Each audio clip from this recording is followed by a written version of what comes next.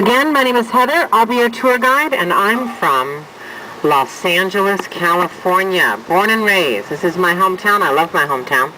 I was born here in Los Angeles. My parents were born here in Los Angeles, and their parents were born here in Los Angeles. So this is truly my native soil, and I do enjoy showing it off. We're obviously starting right now here in Hollywood. We just turned around in Orange Court, which is behind the Kodak Theater, which, as you may know, is the permanent home of the Academy Awards.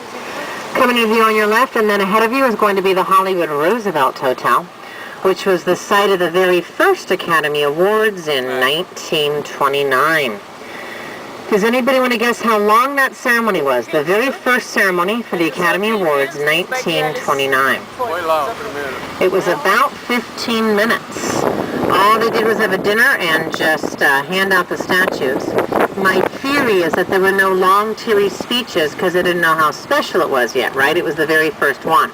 See, nowadays all of us actors grow up dreaming about saying, "I'd like to thank the Academy," but they didn't know that yet. Also, there were a lot fewer Oscars back then. No special effects Oscars, no best foreign documentary, animation short, all those different Oscars we have now.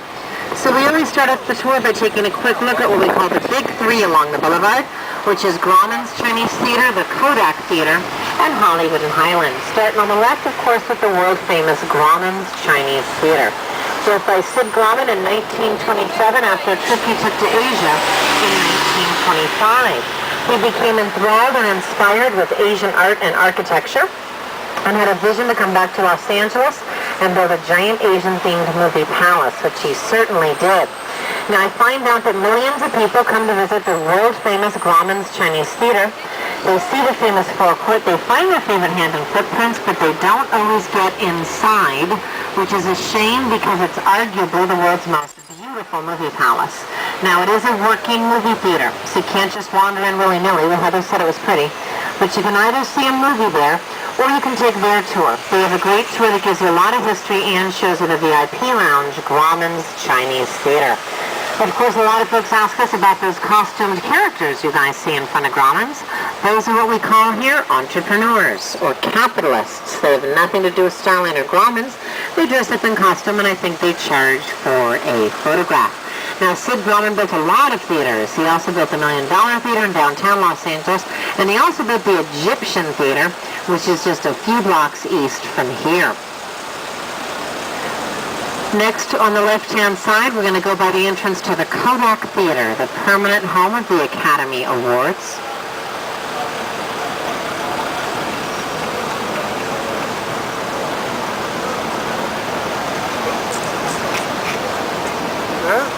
You guys can walk into this courtyard coming up on your left-hand side and walk up the same stairs the stars walk on Oscar night. It's a beautiful staircase with red mosaic tiles underneath the stairs to mimic a permanent red carpet. It's surrounded on either side by lit pedestals that have all the best picture winners. It's kind of fun to stroll in there and look up and see 1934, It Happened One Night, 1943, Casablanca, 1972, The Godfather, 1974, Godfather Part 2, 1996, The English Patient. When you get to the top, you'll see 2004, $1 Million Baby, 2005, Crash, 2006, The Departed, 2007, No Country for Old Men, 2008, Slumdog Millionaire, 2009 until about 2071 is blank, and again, that's because it's the permanent home of the Academy Awards. They also offer a guided tour as well. On the right is the El Capitan Theater, a beautiful old movie palace that had the premiere of Dr. Zhivago and Citizen Kane. Now it's a Disney-run movie theater, and before the movies there, they usually have a live stage show.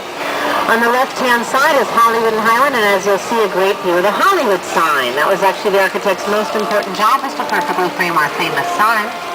Year-round, you can always get a great view and photo of the Hollywood sign from the courtyard of Hollywood and Highland on your left-hand side. Hollywood and Highland has great shopping, theater, and dining. There's a restaurant there I highly recommend called The Grill on Hollywood on the 4th level of Hollywood and Highland. If you're wondering about the decorations in the courtyard, the large elephants and such, it was designed after the D.W. Griffith movie Intolerance. That movie in 1916 created the largest movie set so it coded for a film, so in order to honor his vision, they've recreated those movie sets there in the courtyard of Hollywood and Highland.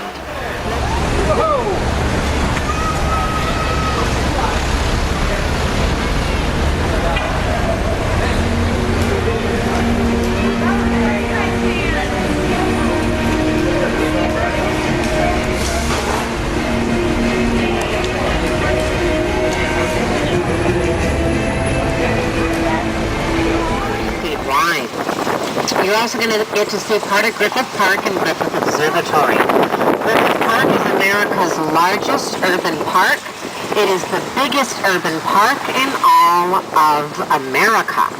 It was James Dean's favorite place in Los Angeles, and he insisted that they film much of it without a cause there. They've made many movies there, including Charlie's Angels, The Terminator, and The Transformers.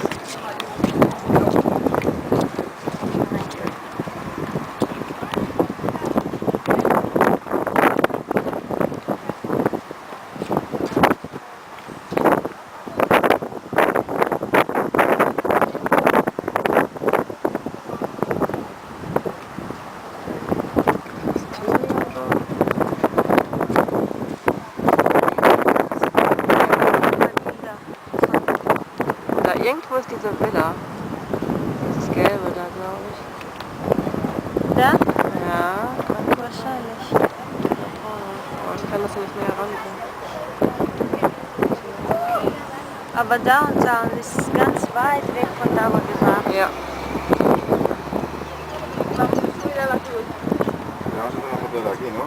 Vamos a la cruz, ¿no?